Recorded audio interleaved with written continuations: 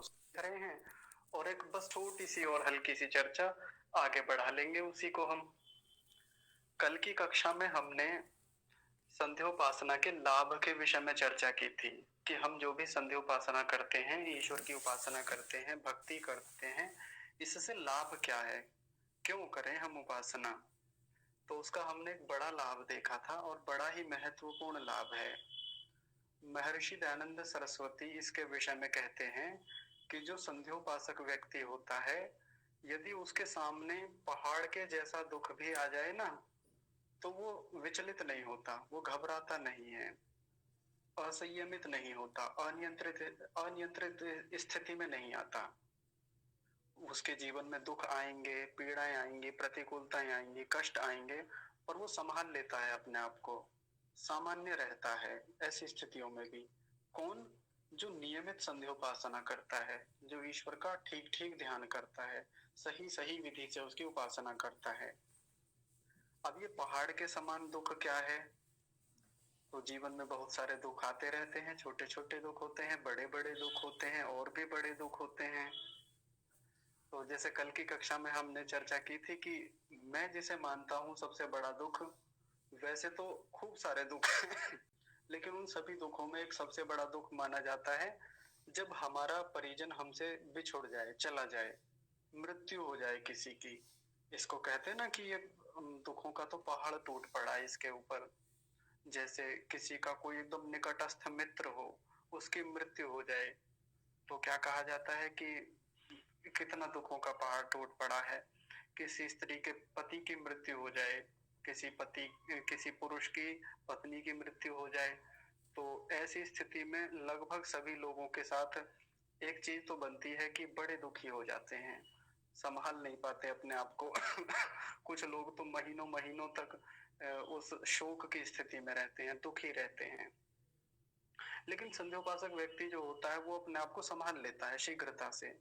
दुखी होता है, सामान्य बात है कि जब किसी के साथ लगाव होता है, जुड़ाव होता है, तो दुख तो आता ही है, लेकिन वो अपने आप को नियंत्रित कर लेता है। क्यों कर लेता है, कैसे कर लेता है? इसके पीछे का कारण यही है कि जब व्यक्ति उपासना में बैठता है तो वो बहुत सारी चीजों का विचार करता है, बहुत सारे पक्षों पर चिंतन मनन करता है, ईश्वर की न्याय व्यवस्था को अच्छे से देखता है। जो पिछली कक्षाओं में हमने ईश्वर की न्याय व्यवस्था पर एक बड़ी चर्चा की थी कि वो ईश्वर किसी के साथ अन्याय नहीं करता। यदि इस संसार में कोई व्यक्ति हमसे जुड़ता है, हमसे बिछुड़ता है, या कुछ भी होता है, तो उसकी स्थिति में परमेश्वर न्याय ही करते हैं। या जिसकी जितनी आयु थी, जिसके जितने कर्म भोग थे, जैसी भी परमात्मा के द्वारा व्यवस्थाएं उसे दी गई, उनका समय समाप्त हो गया, अब बस अगले शरीर के लिए उन्होंने बुला लिया है उसे। इन सब चीजों का व्यक्ति प्रतिदिन चिंतन करता है, संध्योपासना में बैठ के चिंतन करता है। अब केवल यही थोड़ी है कि संध्योपासना में बैठेगा तो केवल मंत्र पढ़े और उठ गया, यही थोड़ी होती है संध्योपासना। हालांकि अभी हम जो कक्षा में संयुक्त रूप से करते हैं, ये तो केवल एक नियमितता बनाने के लिए आते हैं कि अभी हम रेगुलर हो जाएं संध्या के लिए, एक जुड़ाव बन जाए, संस्कार बन जाए संध्या का। सब लोग आते हैं हम यहाँ कक्षा में और साथ मिलकर संध्या करते हैं, लेकिन ये पर्याप्त संध्या नहीं है। तो ये बुरा भी नहीं है कि हम ऐसा कर रहे हैं कि बुरा है और नहीं होनी चाहिए ऐसी। ऐसा ही करना होता है, आरंभ में आपस में जोड़ना होता है, एक दूसरे को, स्वयं को बिठाना होता है, नियमित होना पड़ता है। लेकिन जब हमारी संध्योपासना और आगे बढ़ती है, हम और गहरे चिंतन में जाते हैं, परमात्मा के विशेष गुणों को देखते हैं, उसकी न्याय व्यवस्था को समझते हैं, कर्मफल सिद्धांतों को और बारीकी से देखते हैं कि कैसे संसार की व्यवस्थाएं चलती हैं, कैसे कर्मों का सिद्धांत काम करता है, कैसे कर्माशय काम करते हैं, कैसे कर्मों का विपाक यानी कर्मों का फल हमें मिलता है, अन्यों को कैसे मिलता है, अन्य योनियों में जो प्राणी हैं वो कैसे जीवन चला रहे हैं, कैसे शरीर छोड़ के जाते हैं, कैसे शरीर धारण करते हैं। इन स्थितियों पर बहुत सूक्ष्मता से, बहुत गहनता से एक संध्योपासक व्यक्ति प्रतिदिन चिंतन करता है, प्रतिदिन। और ये एक दो दिन का काम नहीं है, या किसी ने बता दिया तो संतुष्टि हो गई और कहानी खत्म। मुझे तो आ गया जी कर्मफल सिद्धांत, मैं तो समझ गया ईश्वर की न्याय व्यवस्था को, ऐसा नहीं है। हर दिन टटोलना होता है, हर दिन एनालाइज करना होता है और सूक्ष्मता में जाना होता है। जैसे मान लीजिए हमने 12वीं कक्षा में विज्ञान पढ़ा, विज्ञान विषय पढ़ा, तो क्या वो पर्याप्त था? 12वीं कक्षा तक पढ़ा हुआ विज्ञान? नहीं, हमें और आगे के अनुसंधानों के लिए आगे ग्रेजुएशन में भी विज्ञान पढ़ना होता है और गहराई में जाना होता है। उसके बाद पोस्ट ग्रेजुएशन में जाके और विज्ञान की गहराई में जाना होता है और गहन विषय मिलते हैं और ऊंचे स्तर का हमें साइंस पढ़ना होता है। उसके बाद आगे पीएचडी करनी हो या कोई और पढ़ाई करनी हो तब और गहराई से जाकर अनुसंधान करने होते हैं। उससे आगे और यदि हम कहीं किसी एजेंसी में चले जाएं तो वहां जाके हमें अनुसंधान करने होते हैं और आगे के अनुसंधान और आगे के अनुसंधान। कोई ऐसा थोड़ी है कि एक बार यदि किसी व्यक्ति ने कोई टर्म पढ़ ली या कोई सिद्धांत पढ़ लिया विज्ञान का तो वही समाप्त हो गया। मान लीजिए सूर्य से संबंधित कोई सिद्धांत पढ़ा या परमाणु से संबंधित कोई सिद्धांत पढ़ा, ये तो 7वीं 8वीं कक्षा में सब लोग पढ़ लेते हैं। लेकिन इसकी सूक्ष्मता में कब जा पाता है व्यक्ति? जब वो कम से कम ग्रेजुएशन कर ले, पोस्ट ग्रेजुएशन कर ले और उसके बाद भी और आगे तक की पढ़ाई करे और आगे लेबोरेटरीज में जाके वो और एक्सपेरिमेंट करे, तब जाके वो कभी 6ठी 7वीं कक्षा का पढ़ा हुआ वो तब जाके स्पष्ट हो पाता है। ऐसा ही होता है सबके साथ। तो ये बाहर तो हम सब कुछ कर लेते हैं, बाहर की पढ़ाई में, बाहर की व्यवस्थाओं में हम सब करते हैं, लेकिन जब बात आती है अंदर की, अंदर के अनुसंधानों की, तो उस पर तो प्रतिदिन काम करना होता है। तो ऐसा नहीं है कि ईश्वर के कर्मफल सिद्धांत के कुछ सिद्धांत पढ़ लिए, कहीं से सुन लिए तो वो एकदम से समझ में आ गए। उन पर नियमित हर दिन उपासना में बैठकर हमें चिंतन करना होता है, परमेश्वर की स्तुति प्रार्थना उपासना पूर्वक ऐसा करना होता है। जब एक संध्योपासक व्यक्ति नियमित ऐसा करता है तो वो ईश्वर की व्यवस्थाओं को और बारीकी से जानता है। फिर उसका अपना कोई परिजन, अपना कोई संबंधी, अपनी प्रिय वस्तु, कोई भी निकटस्थ वस्तु जिसके साथ उसका जुड़ाव है, लगाव है, कुछ भी है, ठीक है कोई बात नहीं बेटिया आप चाहिए, तो ऐसा व्यक्ति क्या करता है? फिर वो समझता है चीजों को, वो सिद्धांतों को जानता है, फिर वैसा ही व्यवहार में लाने का प्रयास करता है। फिर उसको किसी के जीवन में से चले जाने या आ जाने से कोई ज्यादा अंतर नहीं पड़ता। उसके जीवन में कितने ही लोग आते हैं, हाँ सामान्य रूप से प्रसन्न रहता है, जितने में मन की प्रसन्नता रहे, जितने में जीवन अच्छे से चलता रहे, इतना वो करता है। औरों का सहयोग भी करेगा, परोपकार भी करेगा, अपने कल्याण के लिए भी पर्याप्त कार्य करेगा।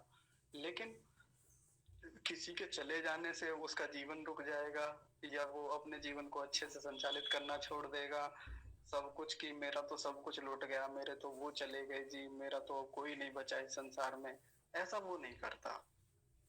ऐसा नहीं बिलखता वो किसी के लिए, ऐसा शोक में नहीं जाता।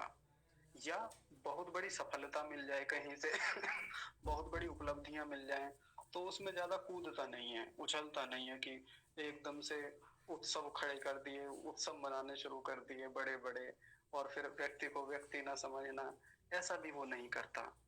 मन जीवन में संतोष आ जाता है, जिस संतोष के पीछे हमने बातें की थी। तो ये कोई छोटा मोटा लाभ नहीं है। सुखे दुखे समय कृत्वा लाभा लाभो जया जयो, श्री कृष्ण जी महाराज कहते हैं ना गीता में ऐसी ही बात, कि ऐसा व्यक्ति सुख और दुख में समान रूप से बना रहता है। जय हो पराजय हो, लाभ हो हानि हो, मान हो अपमान हो, सब में वो समान बना रहता है। ये किसके साथ होता है? जो नियमित संध्योपासना करता है, जो और चिंतन में जाता है। तो ये हमने कल शाम की कक्षा में हमने चर्चा की थी इतनी।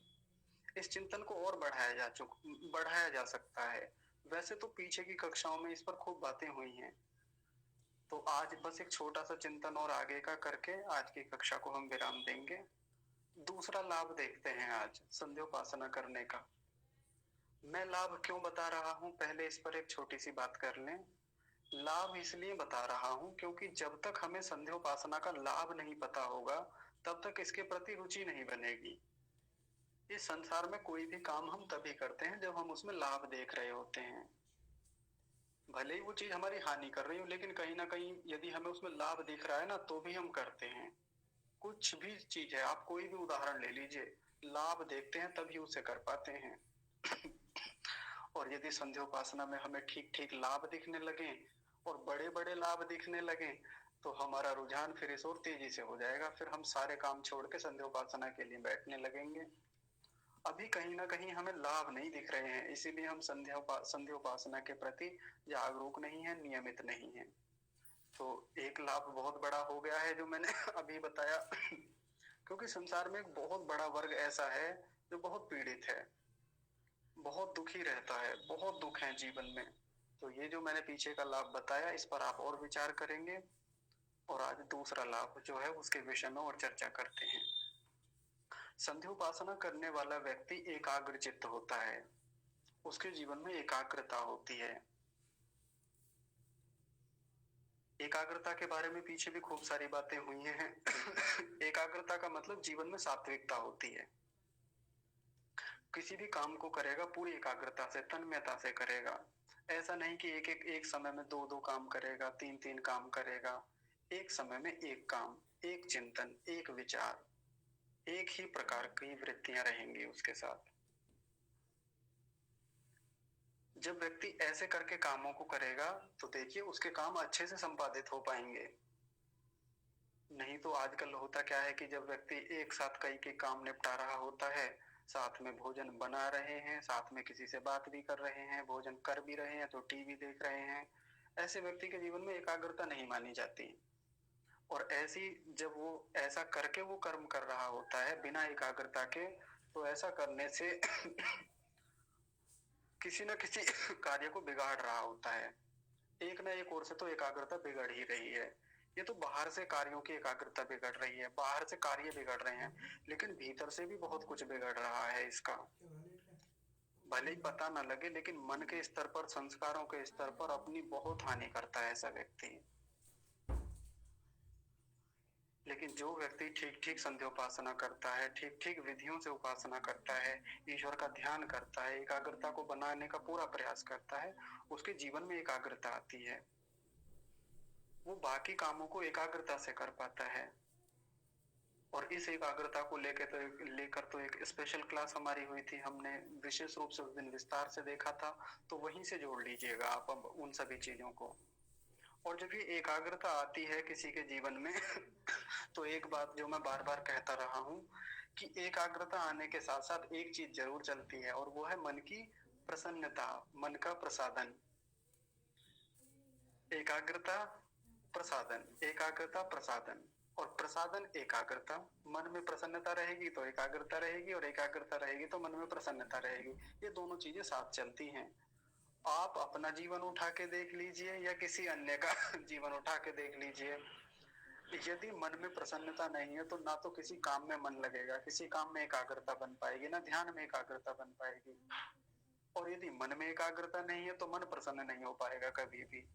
जो व्यक्ति अत्यधिक रजोगुण वाले होते हैं ना, जिनके भीतर राजसिकता अधिक होती है, रजोगुण प्रभावी रहता है, ऐसे लोग ज्यादा चंचल मिलते हैं। जन जीवन में चंचलता, ये कर लूं, वो कर लूं, ये खा लूं, ये कर लूं, वो कर लूं, एक विषय पर स्थिरता नहीं, एक विषय पर चिंतन नहीं। ऐसे व्यक्ति संसार में सबसे ज्यादा दुखी पाए जाते हैं। आप टटोल लीजिए, अपने आप को देख लीजिए, जितने जितने अंशों में आपके भीतर राजसिकता होगी, उतने उतने अंशों में दुख मिलेंगे जीवन में। और जितनी जितनी सात्विकता, उतनी उतनी एकाग्रता, और उतनी उतनी प्रसन्नता, उतना ही ज्यादा सुख मिलेगा जीवन में। देख लीजिए, इस बात को नोट कर लीजिए, बहुत बड़ा सूत्र है हमारे जीवन का। राजसिकता कम करनी है और जीवन में एकाग्रता बढ़ानी है, जीवन में सुख ही सुख बढ़ते चले जाएंगे। देखिए, प्रसन्न रहने का सबसे अच्छा फॉर्मूला है ये। और प्रसन्न रहने के लिए पीछे खूब सारे उपाय बताए ही थे। तो उपासना करने का, ईश्वर का ध्यान करने का एक बड़ा लाभ ये भी होता है कि हमारे जीवन में एकाग्रता आती है, और उस एकाग्रता के आने से क्या आता है? चित्त प्रसादन आता है, मन की प्रसन्नता आती है। और ऐसा व्यक्ति बहुत प्रसन्न रहता है, और स्वयं तो प्रसन्न रहता ही है, बल्कि औरों को भी प्रसन्नता देता है। नहीं तो आजकल क्या स्थिति है कि आज किसी के पास आप 10 मिनट बैठ जाइए, अपने जीवन के सारे दुखड़े लेके बैठ जाएगा। 10 मिनट में वो सारी अपनी ऑटोबायोग्राफी, क्षमा कीजिए, अपनी बायोग्राफी, जो भी कुछ है वो सब कुछ रख देगा आपके सामने। ऐसा होता है अधिकांश के साथ। स्वयं तो दुखी है ही, हमको और दुखी करता है, स्वयं तो दुखी है ही, औरों को दुखी करता है। खूब मिल जाएंगे ऐसे। हर घर में हर दूसरा व्यक्ति आजकल ऐसा ही है, स्वयं दुखी है, औरों को दुखी करता है। लेकिन आप ऐसे व्यक्तियों को भी देखिए जो स्वयं प्रसन्न रहते हैं, स्वयं एकाग्रचित्त रहते हैं और दूसरों को प्रसन्नता देने का काम करते हैं, दूसरों को सुख देने का काम करते हैं। लेकिन ये कौन दे पाते हैं? ये वही व्यक्ति दे पाते हैं जिनके अपने पास कुछ हो, जिनके अपने भीतर प्रसन्नता हो, जिनके अपने भीतर एकाग्रता हो, सात्विकता हो, ये वही दे पाते हैं।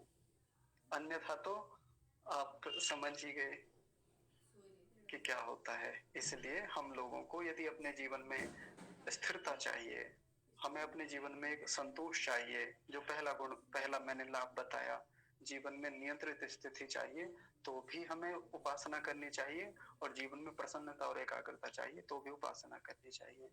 ठीक है, तो आज की कक्षा को यहीं विराम देते हैं और समय हो गया है। आप सभी लोग कक्षा में जुड़े, इसके लिए आपका हृदय से बहुत सारा धन्यवाद। कल प्रातःकाल की कक्षा में जुड़ेंगे।